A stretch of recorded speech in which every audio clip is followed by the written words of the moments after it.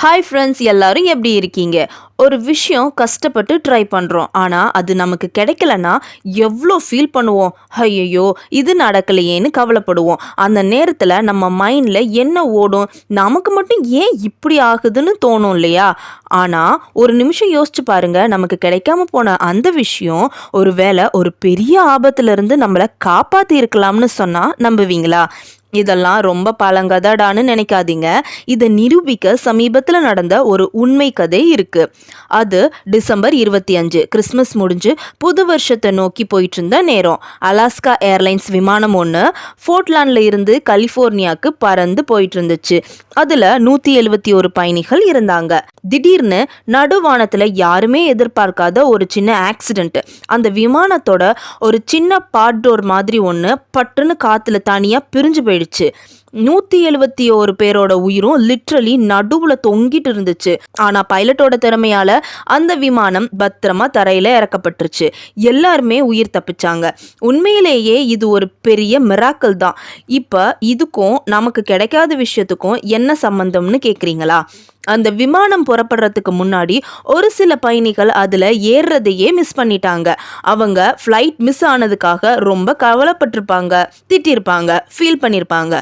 இவ்வளவு கஷ்டப்பட்டு டிக்கெட் எடுத்தோம், ஏமாந்துட்டோமேன்னு அழுதுருப்பாங்க. ஆனால் அவங்களுக்கு ஒரு உண்மை தெரியாது. அவங்க அந்த விமானத்தை பிடிக்க முடியாமல் போனது அவங்க வாழ்க்கையில் செஞ்ச மிகப்பெரிய சேமிப்பு. அந்த ஆக்சிடெண்ட்ல இருந்து அவங்க தப்பிச்சாங்க. அவங்களுக்கு கிடைக்காம போன அந்த ஃப்ளைட்டை அவங்க உயிரை காப்பாத்திருக்கு. இப்ப நான் ஆரம்பத்துல சொன்னதை யோசிச்சு பாருங்க. நமக்கு கிடைக்காம போன அந்த விஷயம் ஒருவேளை ஒரு பெரிய ஆபத்துல இருந்து நம்மள காப்பாத்தி இருக்கலாம்னு. நாம எல்லாரும் இந்த மாதிரி பல விஷயங்களை வாழ்க்கையில இழந்திருப்போம். கஷ்டப்பட்டு ஒரு ஜாப் இன்டர்வியூ போயிருப்போம், கிடைக்காது. ஆசையா ஒரு வீடு, காரு வாங்கணும்னு நினைச்சிருப்போம், அது கைக்கு வராது. ரொம்ப முக்கியம்னு நினைச்ச ஒரு மீட்டிங்கை மிஸ் பண்ணியிருப்போம். நம்ம ஃபர்ஸ்ட் ரியாக்ஷன் என்னன்னா கவலைப்படுறது தான். ஆனா இனிமே அப்படி கவலைப்பட வேணாம். ஏன்னா நமக்கு கிடைக்காத ஒவ்வொரு வாய்ப்பும் ஒருவேளை நம்மள ஒரு பெரிய சிக்கல்ல இருந்து காப்பாத்துறதுக்கான ஒரு சிக்னலா கூட இருக்கலாம்.